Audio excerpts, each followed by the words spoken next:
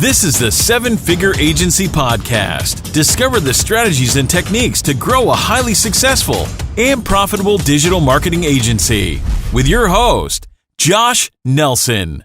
Hello, welcome. I'm super excited for today's session.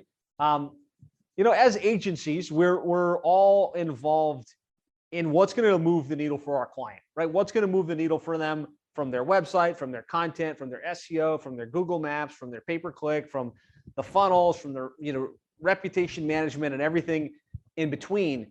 In our agency, Plumbing and HVAC SEO, one of the key drivers is search engine optimization and Google Maps, right? And we found that when we've got that dialed in and we knock that out of the park for the client, they get great results. They stick around long term.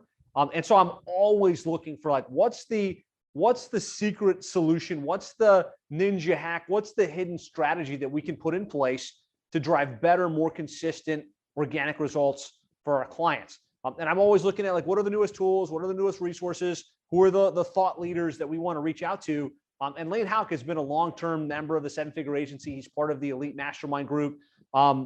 He's a personal friend, and his software, Signal Genesys, has been a game changer for us in terms of consistently getting our clients ranked in some of the most competitive markets across the country. And so whenever I hear Lane's doing something new, or he's got something new that he's rolling out, or a new strategy that he can share, I'm eager to bring him in and kind of plug him into you guys so you can learn that strategy and implement it to get better results for your clients. So without further ado, Lane, thanks so much for being on here, and I'm excited to hear some of the new strategies you have to share. Awesome. Thank you, Josh. Appreciate the really gracious and warm introduction. Really appreciate the partnership and just involvement that I've had, and our whole team has benefited just from being involved in the Seven Figure Agency, being around a great group of colleagues and peers and people who are even leading the way, and people that we can learn from. It's been like almost 3 years now. I think it seems like it's gone fast, but great 3 years being in a Seven Figure Agency. I know all of you are probably feeling the same way. And without further ado, let's just jump in. I'm here to kind of do a little mix of things here. I have a pretty comprehensive Google Doc that I'm going to share with everyone at the end here today. I'm going to go through that Google Doc to start to generate maybe just at least seed the conversation today. But really what I want to do is answer any questions that you all may have, right? So there's if you're providing SEO and you're trying to figure out, how can we do it better? You have some questions related to that, by all means, put them in chat. And Justin will maybe help me kind of wade through those. I'd rather not talk for the whole time. I'd rather have it be interactive and have some questions. And the Google Doc will kind of go through much of what I'm going to I'm going to highlight some of the things through that Google Doc, but you'll have all that at the end. I'll share it with everyone at the end. I'm sure you'll find some value in that. Hopefully along the way today too, you guys will actually, learn a couple new things as well. So let me go ahead and share my screen. And if you guys maybe just give me a thumbs up if you're seeing the screen. All right, cool. Awesome. So I'm going to share this link with you guys here at the end. I'm just going to start to go through this, but please, I'm going to reiterate, as I start going through this, if you have questions that you already have in mind that you'd like to discuss today, go ahead and throw those in chat, and we'll begin to hopefully earlier rather than later get to some questions and start having some dialogue, and maybe even have some people unmute themselves, and we can just kind of go through it from there. So I'm going to read this introduction because it kind of just lays the table for what's in here. And as you can see in this Google Doc, there are places you can just kind of quickly hyperlink to if you want to skip to one section or another after we've gone through this together today. So below are various resources we have put together at Signal Genesys for our agency partners to assist them in maximizing their efforts and results in the SEO campaigns they are conducting for their own agency and clients. It is important to remember that there is no magic button for SEO. And even though our platform makes building brand authority, domain authority, and signal generation a lot easier and efficient, it still takes good strategy, quality content, and great on-page execution to succeed in today's highly competitive environment online. It also takes repetition and persistence to start generating lift and momentum in the SERPs, and that requires ongoing content to be created so that we can use that content to generate more signals. There was kind of a lot there, but let me just say this: it takes repetition and persistence. I say that because we get a lot of questions, especially from newer, either people who are newer at the SEO game or maybe newer to using our platform, and their question is how quickly can I expect results? Or sometimes we'll get that, hey, I just did a press release and I didn't see anything happen. It just, and I'll go in there and look, well, you just did one press release or one article. It's going to take some repetition and persistence. All right, it's not just going to happen quickly, and it really does take really good on-page execution. So I know that especially when it comes to the organic, not the map pack. We'll kind of break that down here in a few different ways today. But when it comes to organic, Google is heavily weighting on-page signals. And so let me jump to this slide here. This is the latest from 2021. As you can see here in organic, 34% of the driver is on-page execution. So you have to get your on-page on your website, that on-page execution correct, or you're just going to start to have problems. It's what I would call a faulty foundation. The website on-page execution is the foundation of that website, really the foundation of that entire brand's presence online.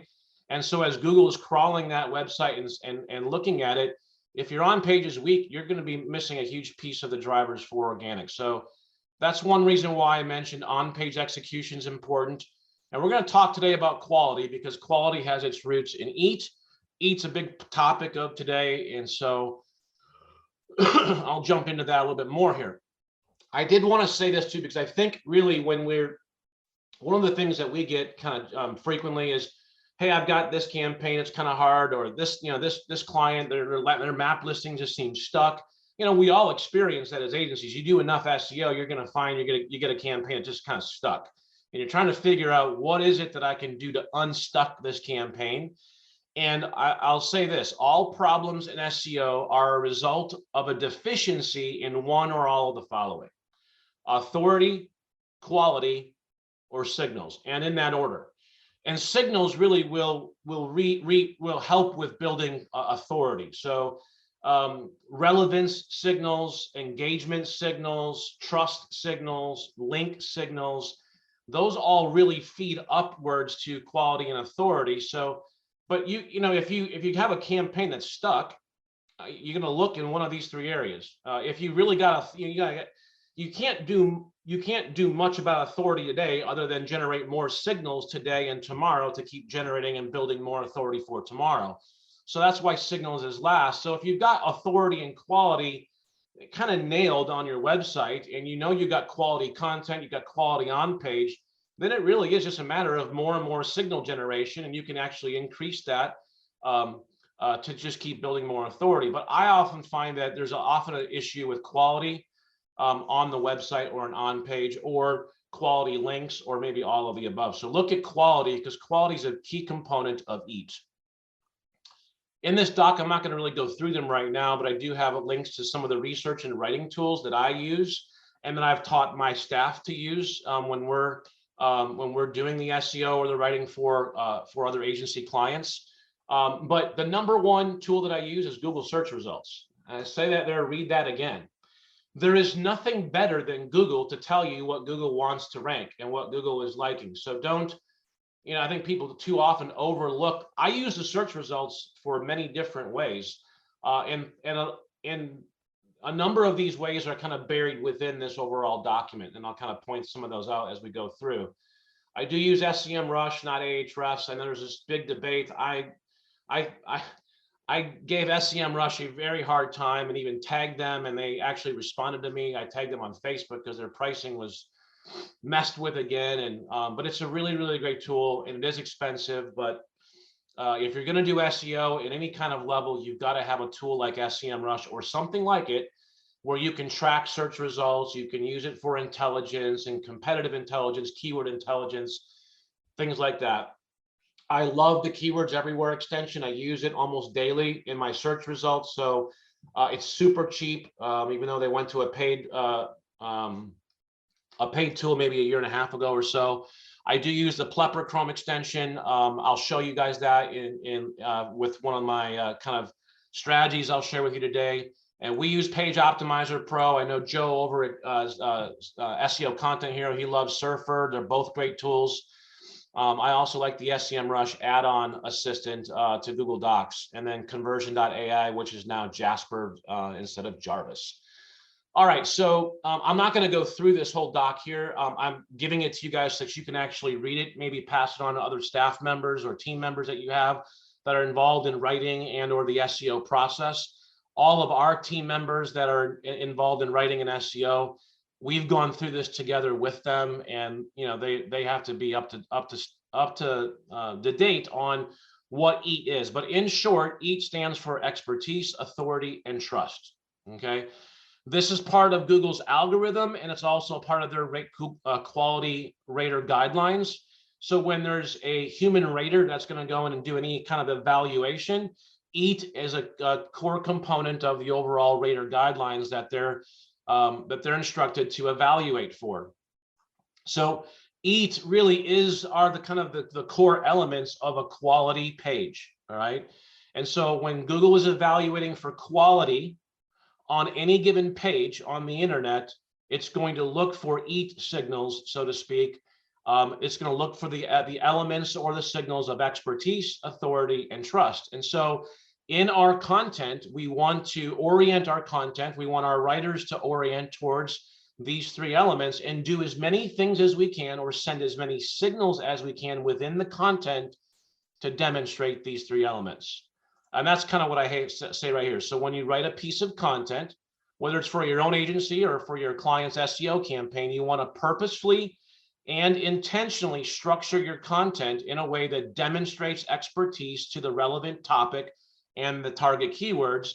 You want to position the author, we're going to talk about that today, the author as an authority on the topic, which then creates and builds trust. All right. And then the more, if you use our Signal Genesys platform, our platform is going to take that content and automatically like 30 to 40 exit for you on super authoritative websites, which replace guest post blogging, manual link building, and all other sorts of drudgery that comes with an SEO campaign. So how do we demonstrate EAT in our content? All right. And first of all, when a quality rater is going to rate a page, they're kind of tasked with three main things: judge the quality of the web pages according to EAT, make sure the mobile results are helpful, make sure that, because mobile is so relevant, and then check whether queries in general show quality results. So they're going to look at the overall reputation of the author and the entity. So Google EAT has its roots in authorship. I mean, the middle word in EAT is authority, right? So authority has its roots in authorship. And so the author of the article should be connected to the entity that you're trying to rank for the relevant keywords. And this author must be a person or an individual, okay? The author must be a person or an individual. Google wants to match the content as to an author, and the author must be a person. You cannot fire off authorship schema without it being tied to a person. Okay, just an important, I want to emphasize that and just pause there. Okay, Google embraces schema fully. You cannot fire off authorship schema without it being tied to a person. Okay, so understand what Google is looking for.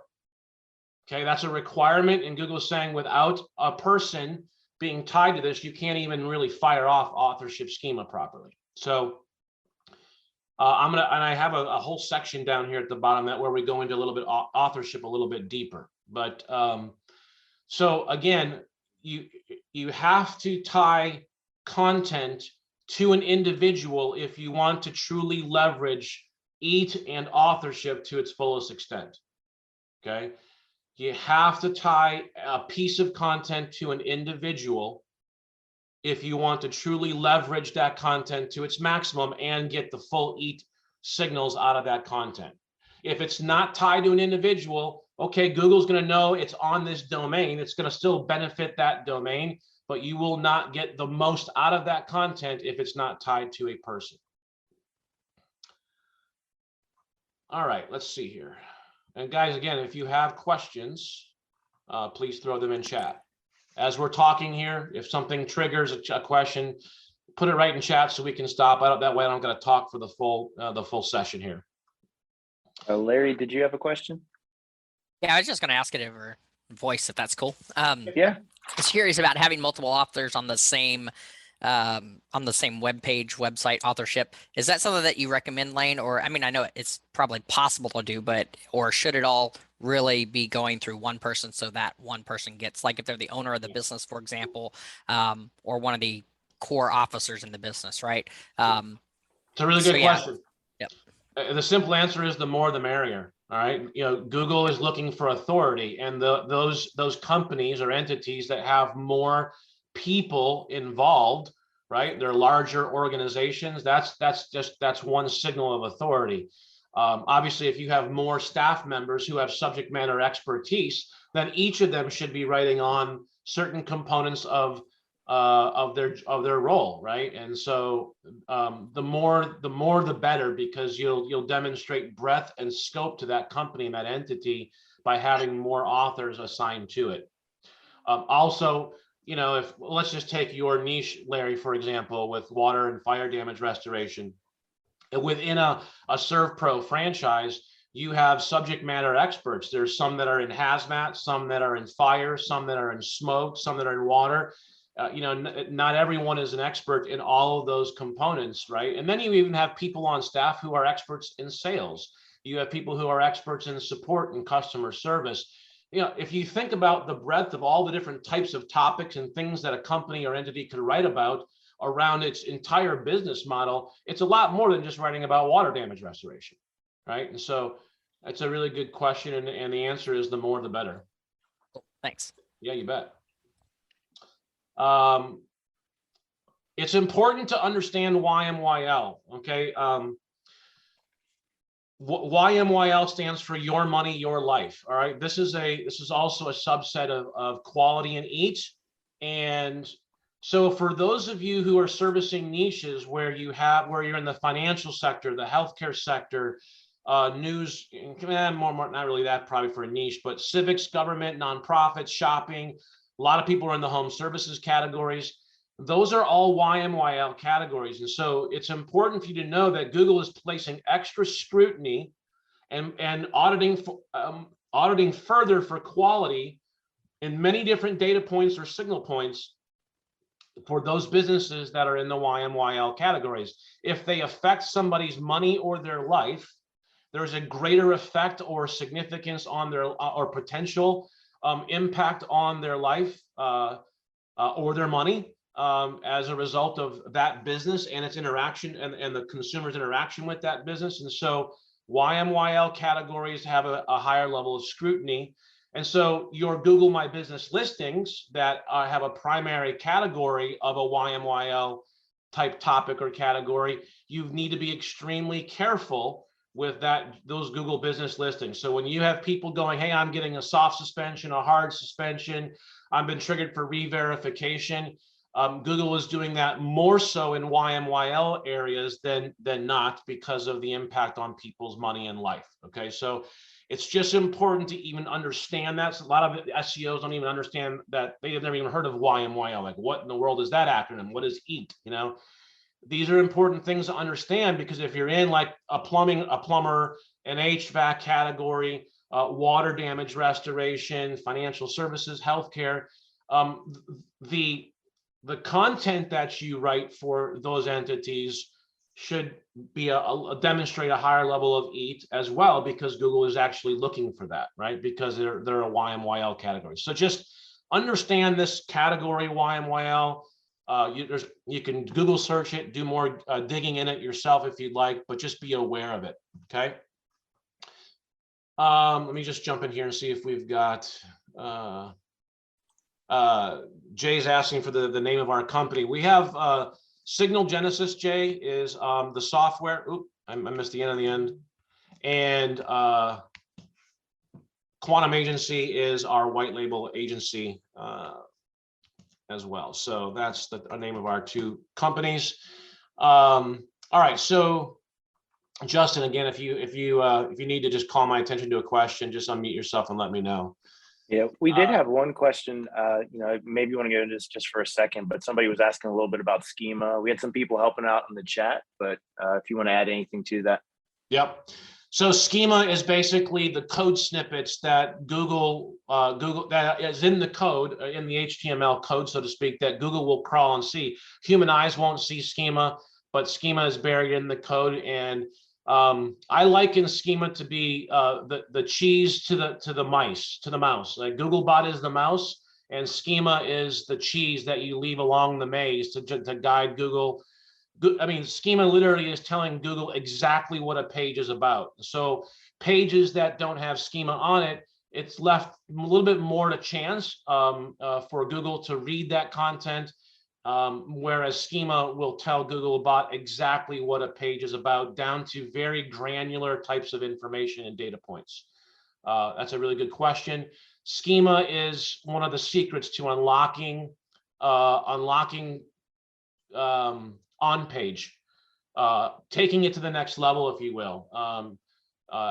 Our software, Signal Genesys, is doing a lot with schema markup and injection on automation for our agency partners. Why? Because schema is complicated, and if you don't do it right, it either doesn't fire properly and it just won't. It's not useful at all, and then you're just wasting your time. So we literally have 2 developers on our staff that did a master's degree in schema, in learning schema and learning how to implement it properly through software execution.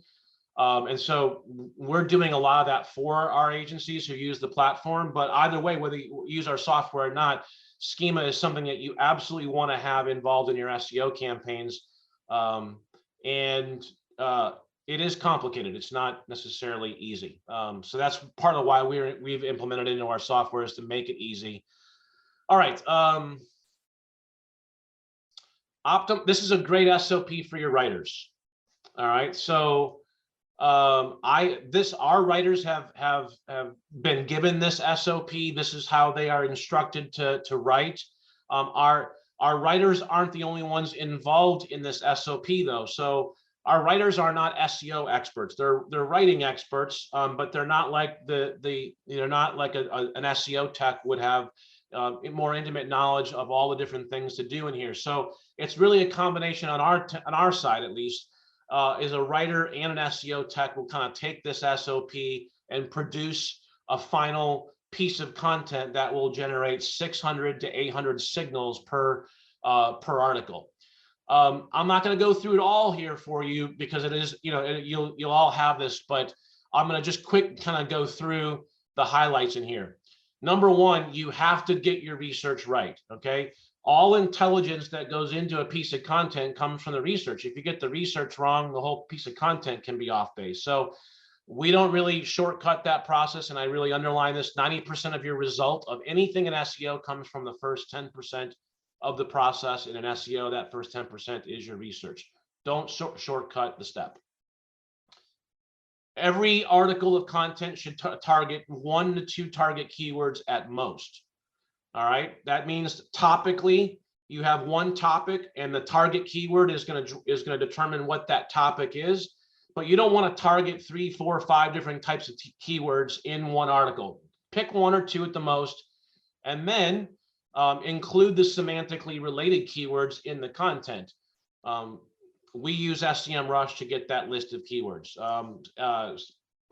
Page Optimizer Pro and Surfer SEO are 2 other tools that will also give you those types of keywords. Our writers are instructed to get that list of semantically related keywords and then work them, as many of them in as possible, into the content, because Google SEMrush's tool will actually go and scrape all of the articles that are ranking on page 1 for your target keyword, and then give you all of the related keywords that it's finding that are common on all 10 pages. That's a really good, insightful list, and then within a matter of a minute or 2, their tool, spits all that out for us, so we don't have to go do all that work manually. Use your H tags for your content to create sections in your content. So much like I have sections right here in my content here, which are really generated through H tags inside Google Docs, we also want to do that, in our live content. So if we go into just, any one of our articles here that our team has written, you'll see an H1 or an H2 tag, and then you'll see how we've created sections in this content, and then we discuss or answer the question or discuss what is tagged here as an H tag, H2 or H3, and then we have related or relevant content. We have an H tag, and then we have related or relevant content, another H tag, and more relevant content. Okay, so that creates a couple of things. Number one, Google loves that because it really gives it trains Googlebot to go through that section and look for the relevant content below, and then it sees another H tag and off it goes. It also makes it, just for the reader, the user, typically just makes it visually a little bit easier to digest the content because it's broken up a little bit more. So use your H tags in your content. Those are signals. Your H tags are signals, on-page signals to Google. All right. And when we're creating content, we want to create as many different types of signals for Googlebot as it crawls that content or page from north to south. Now, I've got a couple of things that have these 4 stars in them here throughout this SOP. These few items that are tagged with these stars are things you should pay extra attention to. Okay. So I just mentioned using section headings in your content. Even better, use people also ask questions or people also search for questions in your section headings. So if my target keyword here for this one was white label website design, all right, I would just search Google for that keyword, and then I would come down here and I would say, oh, all right, so here's my first people also ask question. I'm going to come in here, I'm going to copy that question, that PAA word for word, and then I'm going to come in here and I'm going to add that in as one of my H tags. Okay, so that's a really good strategy, is to use the people also ask questions literally word for word, a copy of them the way Google has them exactly in here, and then answer the question below it in your content. Just make that an H tag and then answer the question. What are we doing there? Well, Google, we know, is going to crawl that page. Well, when it sees that question, I mean, Google knows that's a direct people also ask question. So Google's going to love that. It's an extra signal. I assure you, this works very, very well when it comes to helping to rank content. So also, when you put a PAA question there, you can also mark that up with FAQ schema. Answer the Public is a really cool tool to give you a really good visual idea of all the different types of questions that are being asked around a given keyword. So that's a really great tool. You can link to that here. Let me check questions here. Yeah, only one that came in, somebody was asking about contact information, and the other one was, what tool do you recommend to implement schema on websites? Well, for the average user, probably your preferred SEO plugin.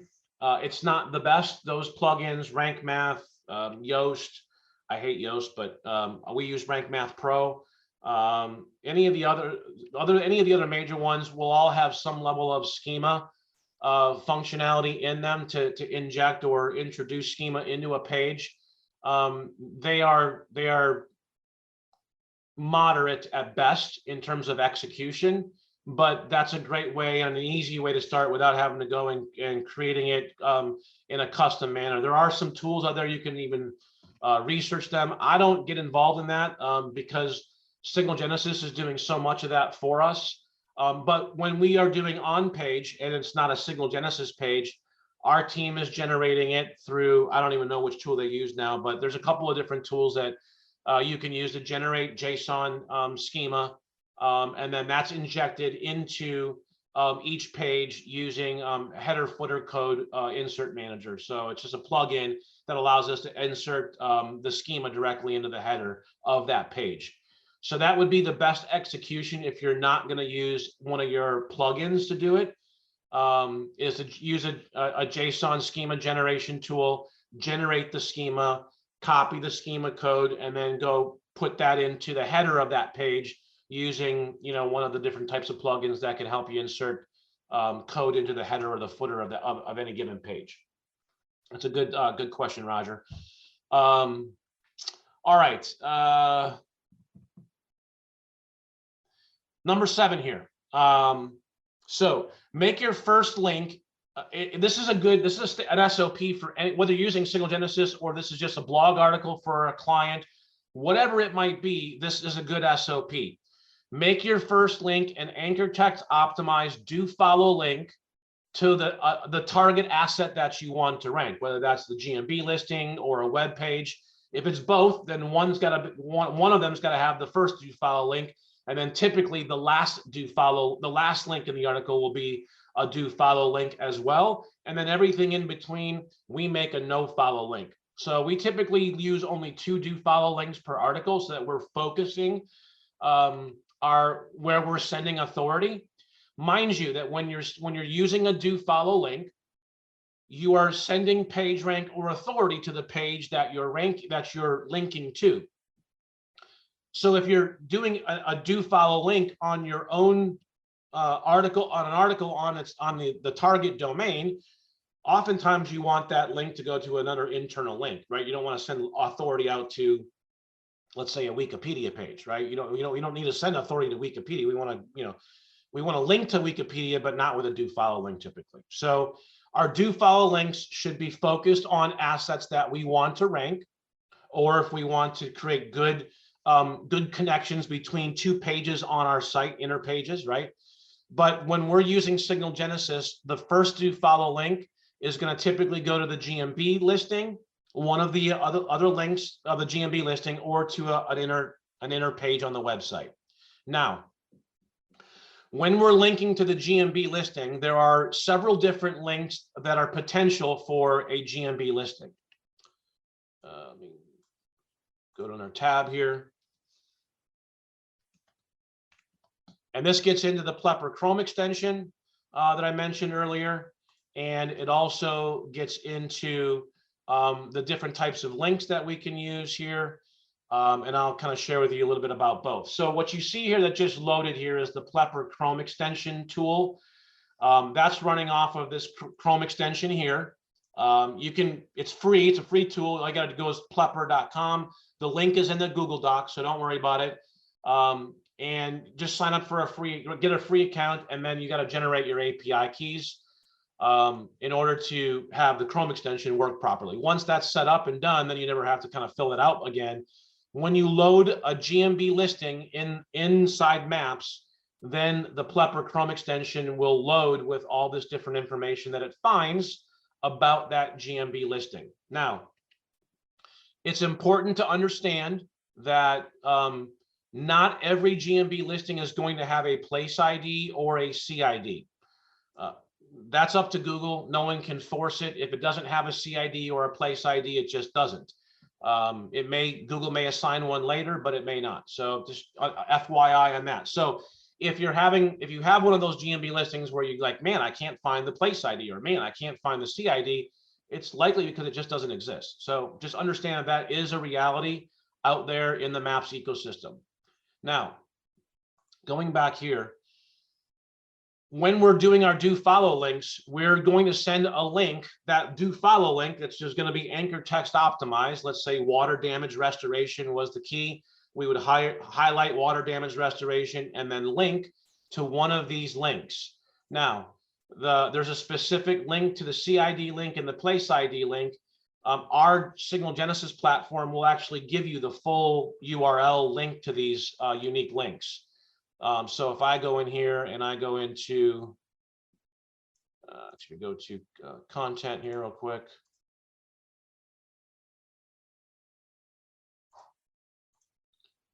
And I go into an article here. In step 2, down here, you see these 2 links right here. If I click on it, it copies it to my clipboard. Right now, I'm going to go over here and I'm going to you see that link here? It's got the CID and the number in it right there. Okay. Now that is a very unique URL that Google will recognize. Now you watch when I hit enter, that this URL is actually going to change and resolve to the full URL. It's like a redirect URL that Google sees. And that's a very unique signal that you can send to Google. And so we will use that Google CID link in our do follow links in our first link oftentimes. Not always, because we're also going to use the place ID link. We'll also use the knowledge graph ID link. So let me get into this, because this is one of the things that I've never taught before. I've mentioned it in one of our AMA sessions for Signal Genesys a few weeks ago, but most of you have probably never heard of the knowledge graph ID link. All right, the Plepper Chrome extension will give you this link. It's my new personal favorite to use. I don't always use it. We want to vary these links, but this knowledge graph ID link is very unique and very powerful. Now, when we load this GMB listing, you'll see down here, Google gives us this KGID. That is the knowledge graph ID link. If I click on this link, you will see that it resolves to a very unique search engine result page with that unique knowledge graph ID, which is uniquely associated with this entity. Okay, this knowledge graph ID is uniquely associated with this entity. It is not associated with anything else. So this knowledge graph SERP is a very specific search engine result page unique to the entity. And that KGID is one that we would recommend using at times in your linking strategy, especially with a good anchor text optimized do follow link. Okay, so you can use the Plepper Chrome extension to get that link, but I would start adding the knowledge graph ID link into your linking strategy. Don't always use it, just vary it in and use it in different places and in different ways. All right, because it's a very powerful link that is similar but even more powerful than the CID link. So that was one thing I wanted to unveil to you guys today. Let's see here.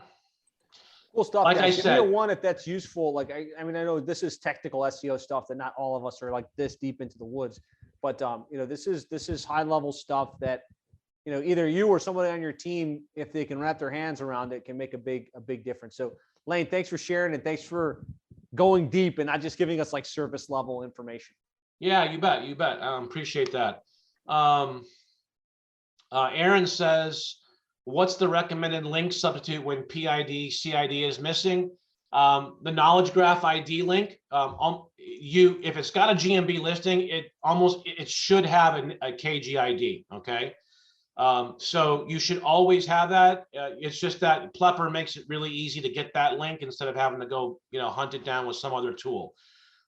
We are going to be incorporating some of this into Signal Genesys in the future, but this is the quickest way to get the link today. The other one is obviously the share link. So you can click on that share button here, and then you can always use the share link that Google gives you as well. All right.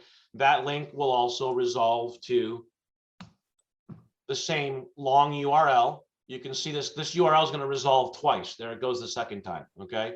So these different links are just different ways, different signals to send to Google as you send Googlebot on a trail with a do follow link.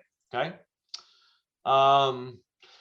So just to reiterate this one more time, when we're doing articles in Signal Genesys that are then going out to all the different news sites, okay, we are typically doing two do follow links.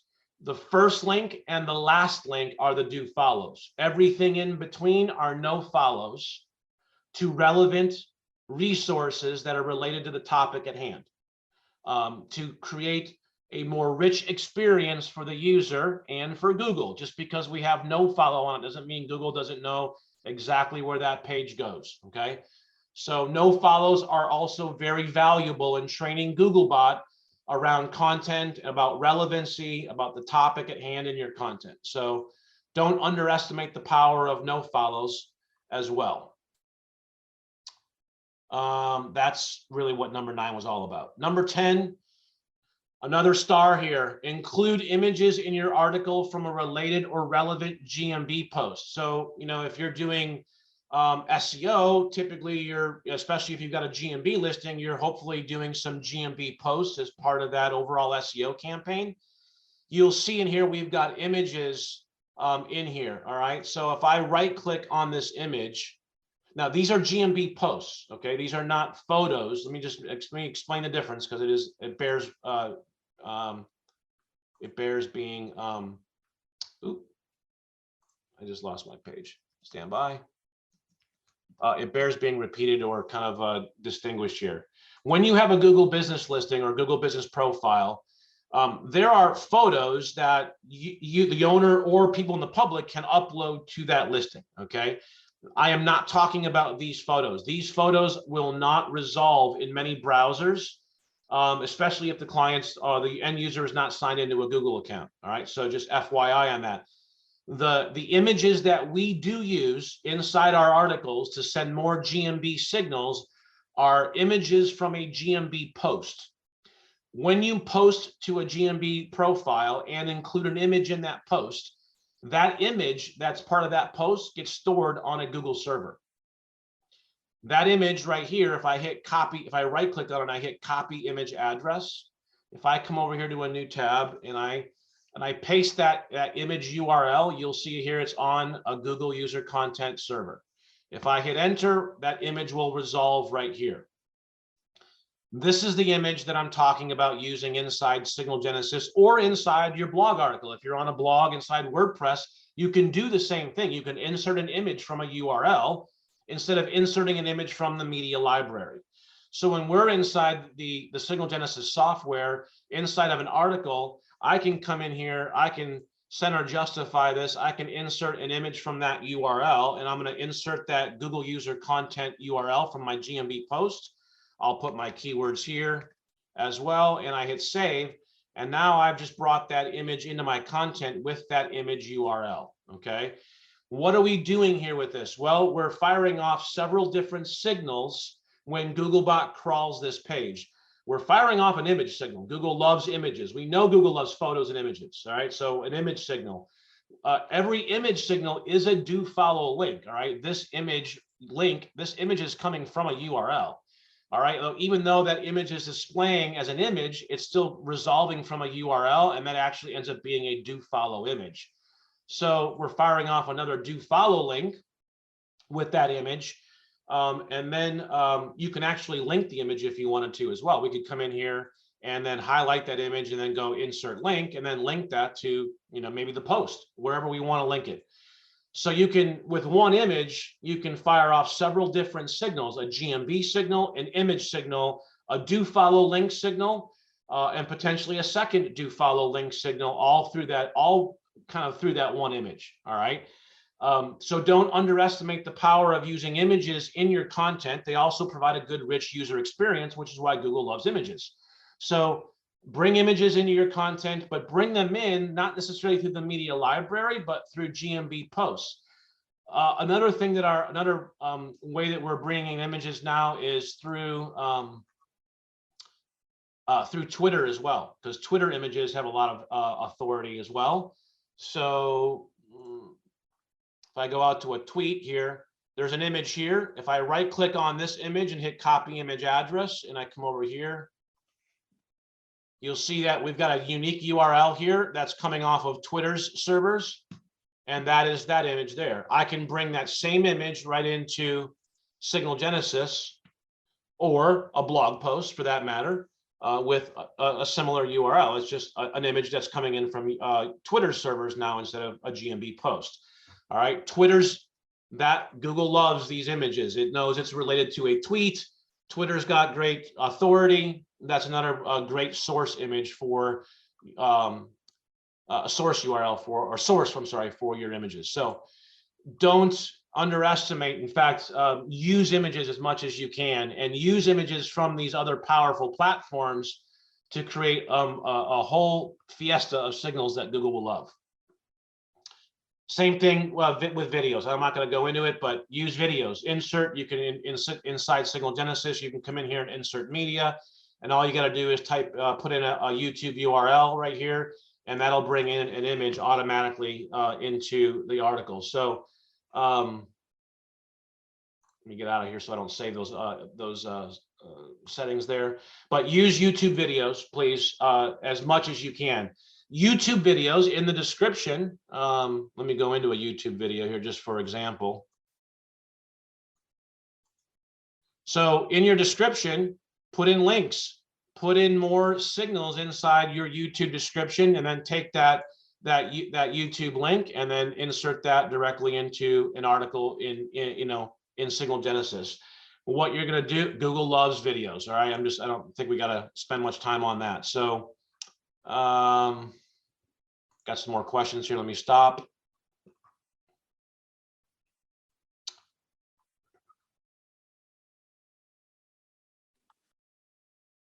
Okay, April's saying, is everyone using Twitter for clients? We stopped using it, not that it's much more work to use it as well. We're using Twitter for every client campaign. Why are we doing that? Because Twitter's platform has, you'll see tweets that rank on page 1 for different keywords. Google loves Twitter.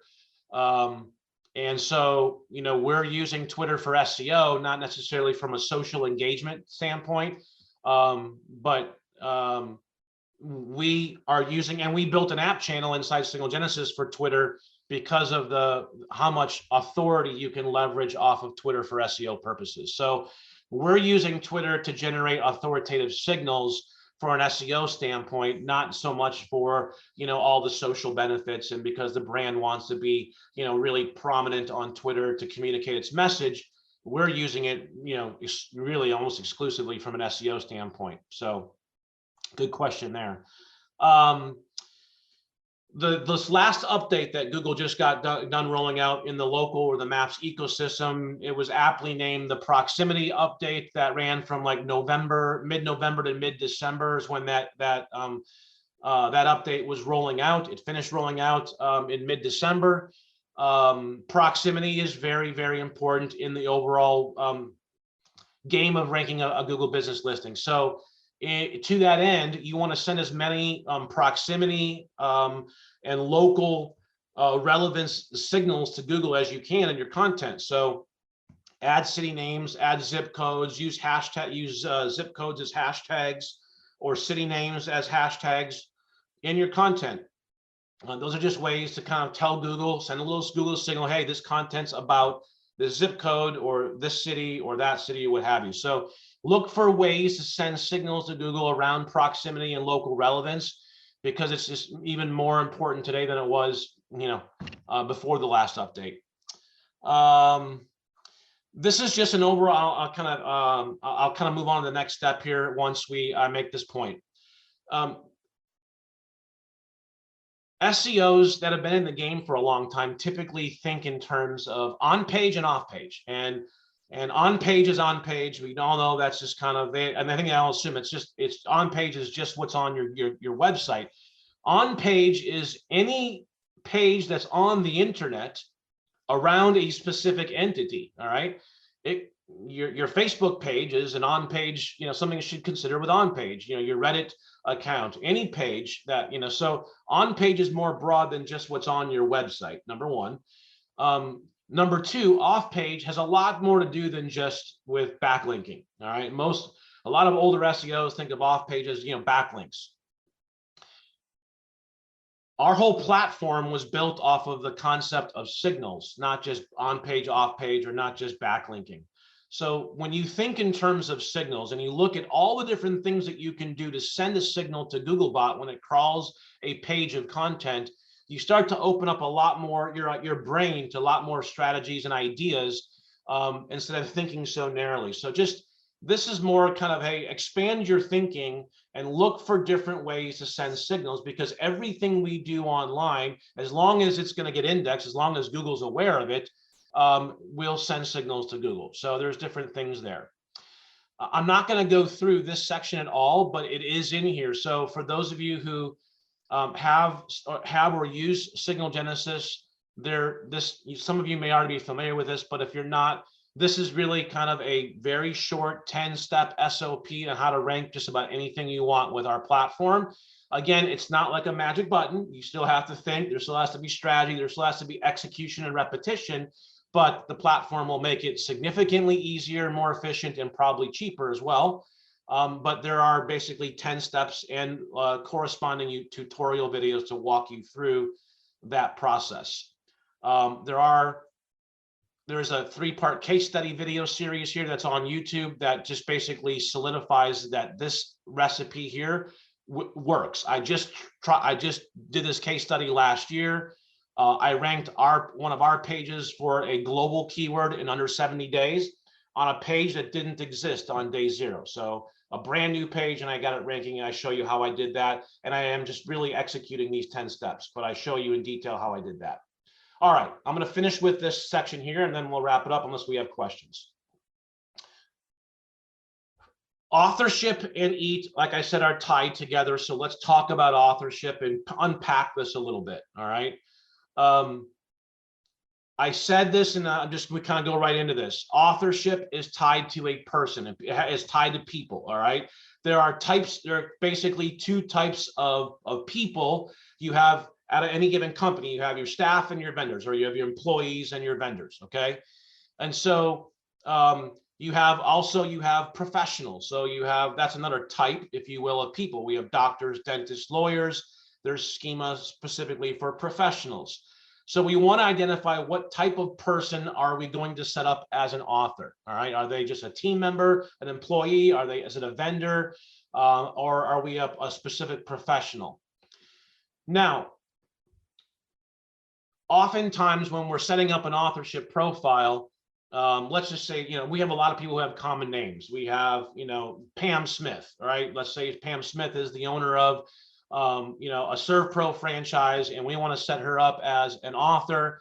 Well, there's, thousands of Pam Smiths out there. So one of the best ways to immediately set the author apart from all the other Pam Smiths, and even if it's the real Pam Smith, and you want to set up a unique authorship profile, which I'll get into why you might do that in a second, we want to use unique identifiers tied to that person's name to immediately set them apart, which also then makes the whole all the branded profiles almost immediately available. How do we do that? We append a 3-letter abbreviation or unique identifier onto their name. So if they have like PhD, well, that makes it easy. Pam Smith, PhD. It's very likely that Pam Smith, PhD is available in Reddit and in Tumblr and in Twitter and all these other profiles versus just trying to get Pam Smith or Pamela Smith, right? So appending a unique 3-letter abbreviation onto the end of their name will allow you to then very quickly and more simply and easily find profiles that are all available for them, right? Because we don't want to get Pam Smith, PhD, and then Pamela Smith, and then Pamela Smith, PhD, and have all these different profiles that are not alike, right? We want to make make it easy on Google to identify who this individual is and all of their different profiles uniquely branded to them.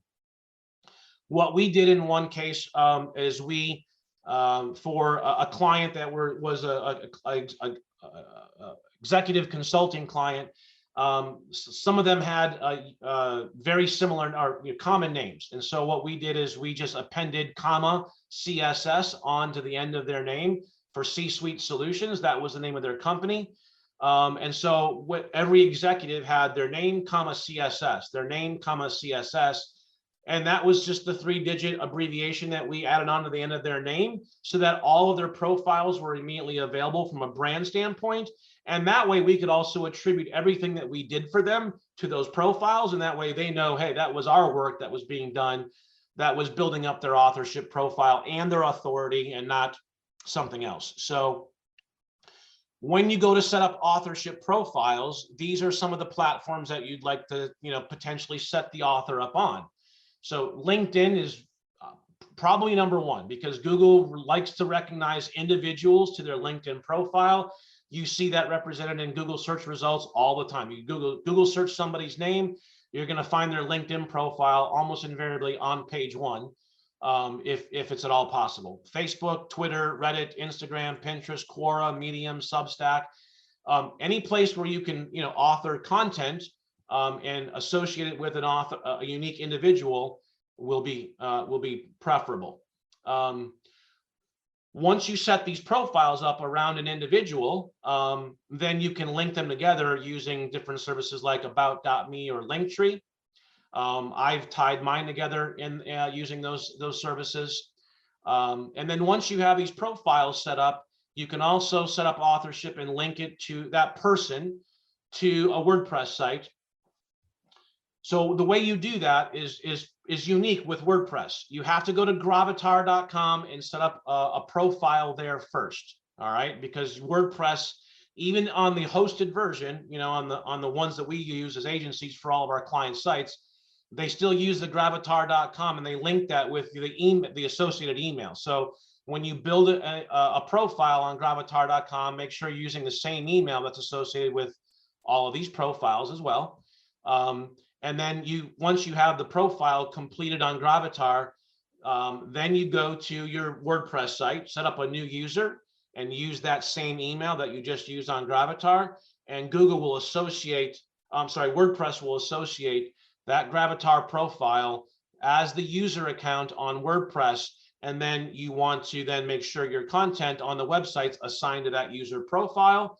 And then boom, now that content, when it's assigned to that user, is going to be linked to that user or authorship profile on Gravatar. And then obviously you have a lot of these same links in here on your Gravatar authorship profile. And now we're making it a lot easier for Google to say, we've got a unique author over here. Oh, it's got all these, that person's got all these different profiles over here. Great. Oh, this is linked together over here. Oh, there's a user linked on this WordPress site. Oh, there's content being authored by that person. We're creating a footprint and signals around an individual now.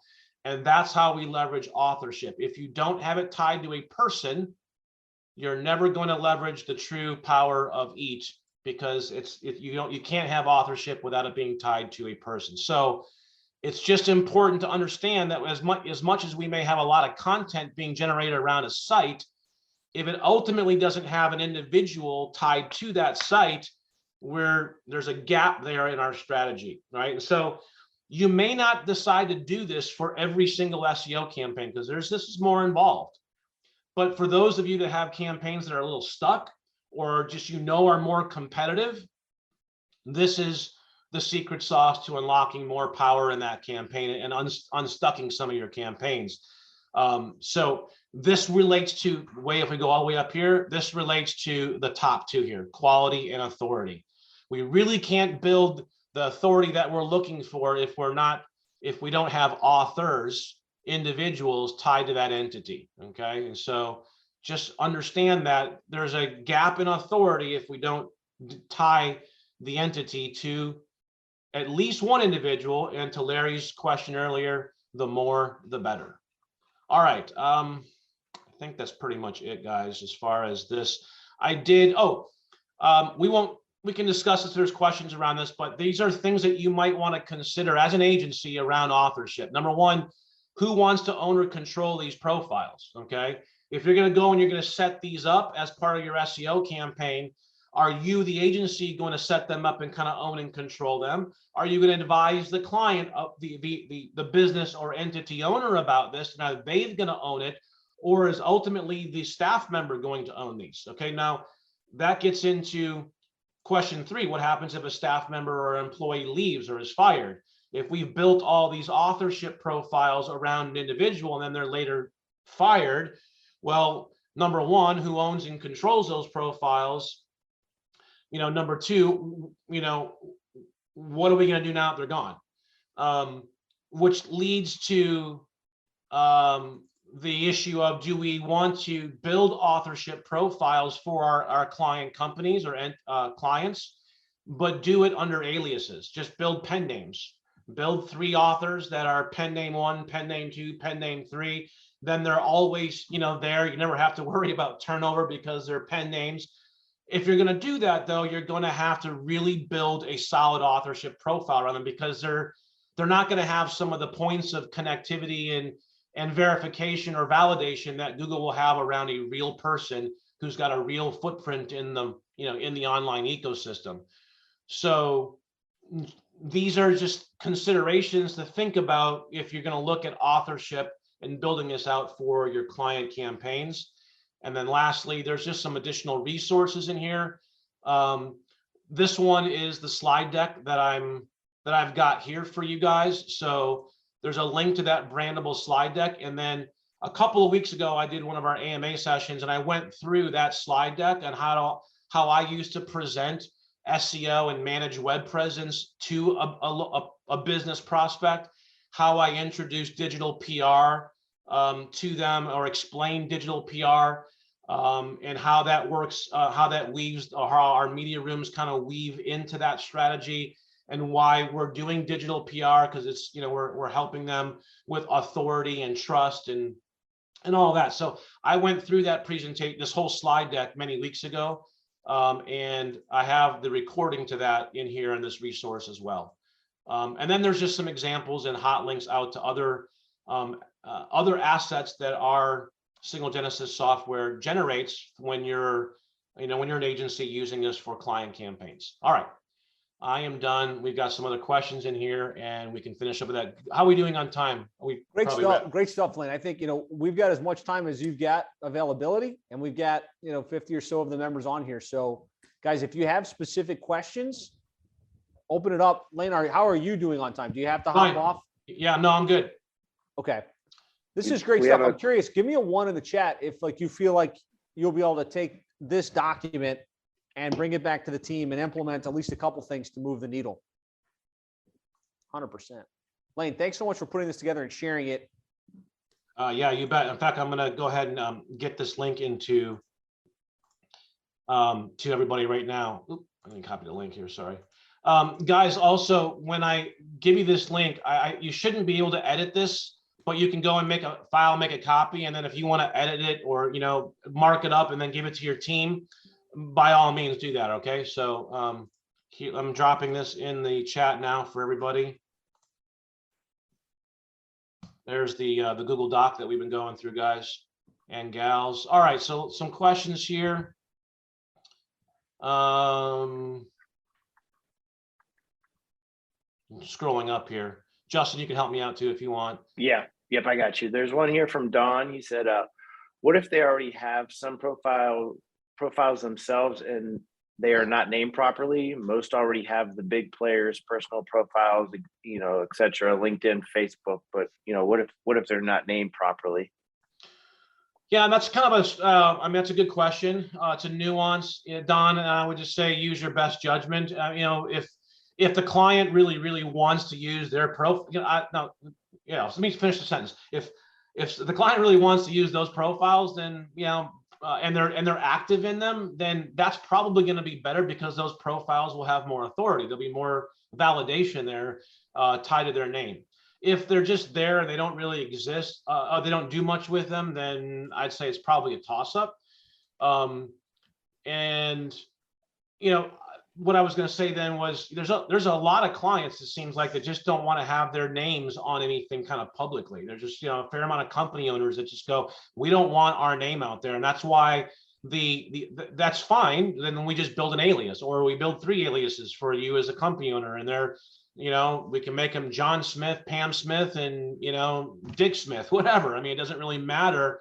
We can create some aliases or pen names for staff members at the company who are going to be our designated authors if we're going to embark on a true authorship setup. So good question. Then we have a 2-part question from Aaron. So I'm just going to let him unmute and ask that question. So go ahead, Aaron. Thanks, Justin. Hey, Lane, thanks for all the awesome explanations in the documents. They're super cool. Yeah, man. So quick question, and if I explain this wrong, please, I'll explain it again. Just help me get through it. So on the authorship, is what you're describing, the process you're breaking down right now, is the functionality the same as what I'm used to doing, where I'm trying to get NAP citation signals for a GMB? I'm trying to direct basically a perfect name match of wherever I find that username on a social platform or the name itself anywhere else, to get them back to, say, my agency's podcast or my agency's book listing on Amazon, trying to drive people to that branded author, and they end up finding our lead magnets, which is a signal. I take it to our agency, then they get to our website, then we book an appointment, have a conversation. Is that what this is like? Is that the purpose? Maybe a little, but it's definitely different too. Okay. Google truly wants to identify people at a company. Okay. That's why company or sites like Indeed.com, Glassdoor.com have exploded. And if you do a branded company search for a lot of company names, you'll see Glassdoor on page 1, right, for that company. Why? Because Google is matching people, constantly matching people to companies, and it wants to do that because those are signals of authority. The more employees at a company, wouldn't we all agree that's a signal of, at least a signal of authority? I mean, if you got a company A that's got 10 employees and you got company B that's got 1 employee and you got company C that's got 100 employees, all other things being equal, which one is more of an authority in the space, right? Yeah. So plus Google truly is trying to constantly fight spam and fakeness in its ecosystem, right? Because it undermines their search results. And so when it's constantly trying to really validate people. I mean, Google Contacts, I'm just going to throw it out there. All right. They're trying to validate people. All right. And they're opening up free functionality to go ahead and upload all your contacts. All right. Well, on Android phones, when you make a phone call to a contact, what do you think that is? That's a signal. Got it.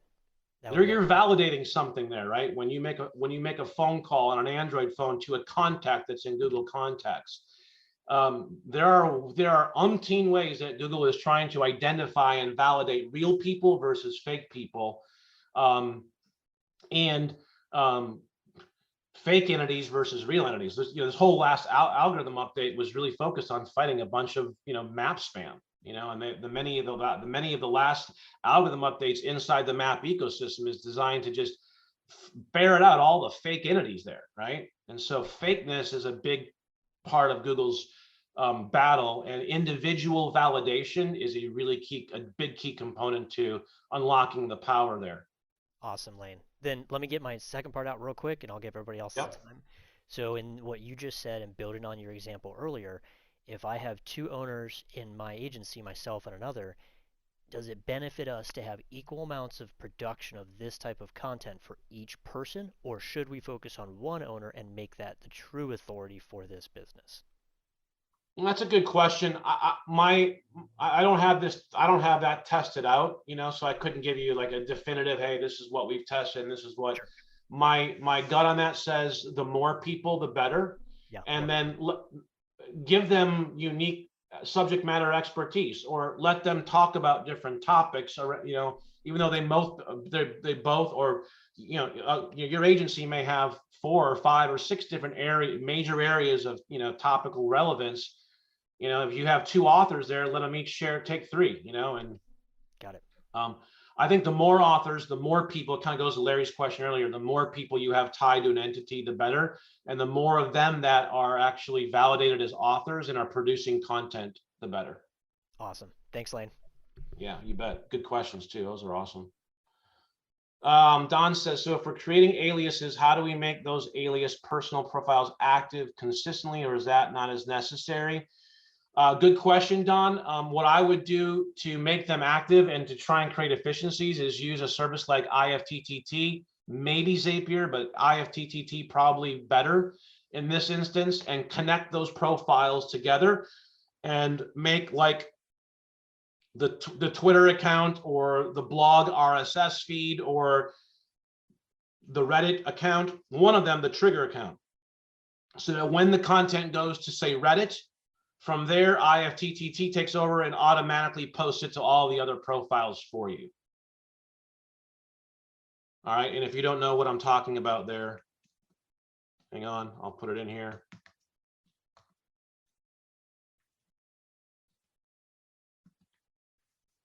Okay, and that way, number one, you're using technology and automation to do some of that extra work for you, so you don't have to go and manually post it to each of those profiles. You just post it to one, and then the rest of it, then IFTTT takes over. So that's how I would, and yes, I would try and consistently populate those profiles with new content, even if they're just little snippets here, little snippets there. Like it's a real person. Not, we don't always communicate in 1,000 words of content. Sometimes it's 20 words of content. Sometimes it's 100. Sometimes it's just an image or a video. Sometimes so. Especially if you're using alias personal profiles, to Don's question, we have to make these look as real as we possibly can, because Google is really, really good at ferreting out, fake profiles versus. Now, it's totally legitimate to have pen names. I mean, you can be a Hollywood actress and have a pen name. You can be, a police officer and have an alias, because you have. So aliases are completely legal. They're above board, they're ethical. The only time they become unethical or illegal is when you try to use that alias to go commit fraud. All right, so we're not committing fraud here. We're just generating great content on behalf of clients. So pen names or aliases are perfectly ethical and legal, and it's a great alternative when you have a company or company owners or stakeholders that do not want their names out there publicly. All right, I think we ran out of questions. So unless somebody else has either more questions that you want to put in chat, or you want to unmute yourself and come in. I think Lane, there was one more about you referenced AMA a number of times. Is this accessible for Signal Genesys customers? Yeah, so good question here. So in the resources here, I put our YouTube channel in here, which if you go to our YouTube channel, if you go to playlists, and you go to our AMA video cast, if you that is a playlist. Now you have to go to the playlist and view the playlist, because I have all of these sessions unlisted. I don't want them indexed by Google and out there public. So these video casts are in the playlist. You can go and grab them all there. I started doing them last September, I believe, or last August was the first one. I've been doing them pretty much every week, and I continue to do them every week. So every Wednesday at 10 a.m. Eastern time, I do that AMA session, Ask Me Anything. You don't have to be a Signal Genesys user to come into those AMA sessions, and I'll drop the registration for you guys into that too real quick, just so you have it. But if you're in our Facebook group, you can register for those sessions here, and I will drop that link in the chat, and then just feel free to come in. Those are Ask Me Anything. So anything that you have related to SEO campaigns, or that link won't work. Let me get that link again here for you guys. But anyway, register if you want. I do those every Wednesday at 10 a.m. and the recordings of past sessions are in our YouTube playlist. There's that registration link. Josh, go ahead. Yeah, good. I was gonna say there's no more questions in the chat, so unless anybody else wants to drop one or unmute real quick, I think we're at a good spot. Yeah, Lane, great stuff, man. Really appreciate you coming on and sharing. This document is a wealth of knowledge. Guys, if you're not using Signal Genesys and you've got an in-house SEO process, you should really think about it. I think this is really something we do with every client every month, and it absolutely shows in terms of the signals that fire, the activity you can show the client, the ranking results. And a couple of you have mentioned, I don't want to deal with this stuff, so I just hire Lane and his team to do it. That's a great option as well. Like if you want to white label this and not get involved, but still know you're going to get a world-class SEO service, definitely consider these guys for white label SEO work. Yeah, white label SEO work is quantumagency.io, quantumagency.io. That's full service white label fulfillment for those who have their own SEO team and want to do their own fulfillment. Our software is a fantastic solution to help make it easier, more efficient, probably more cost effective. We even have a no cost access plan. So you can come in here and go to there's actually a link to it in the Google Doc as well. But so for those who want to, at least get, even check out the software, we have a free access plan to get in and get started. There's no reason for us not to work together. I'm glad you guys got some value out of today. Josh, thanks again for having me on. Appreciate it. I'm done. If you guys have anything else. Great stuff, man. Have a great afternoon, everybody. And we'll see you again soon. Thanks, everyone. Thanks for your time and attention today. Take care. Thanks, Lane. Thanks, Justin. Thanks, Josh.